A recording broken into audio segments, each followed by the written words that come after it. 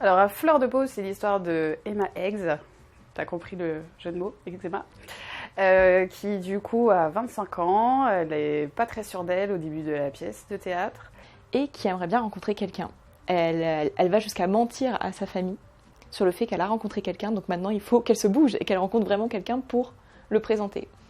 Elle s'inscrit sur une application, elle trouve au bout de quelques heures quelqu'un avec qui vraiment ça match. Elle découvre qu'elle fait de l'eczéma. Et l'eczéma, quand on en fait, c'est pas simple aussi, surtout avec le regard de l'autre qu'il va falloir traiter. Donc il va falloir qu'Emma elle trouve tout un tas de subterfuges pour essayer de pallier ça. Et il va se passer pas mal de choses autour de ça, autour du regard de l'autre, de ce qu'elle peut faire. Toutes les questions se posent, qu'est-ce que je fais? Est-ce que j'y vais? Est-ce que j'y vais pas? Est-ce que j'annule? Est-ce que je décale?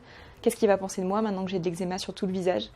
Etc. Elle va devoir faire face aux préjugés sur la pathologie. Et voir que finalement, la maladie n'est pas un frein dans son quotidien pour être épanouie et heureuse. C'est une histoire d'amour, c'est une histoire aussi de dermatologie.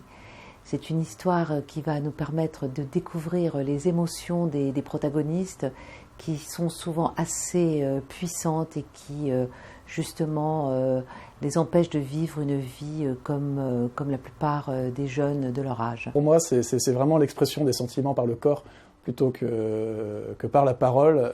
C'est tout ce qu'on n'arrive pas à ressortir qui du coup va s'exprimer justement ici par la peau.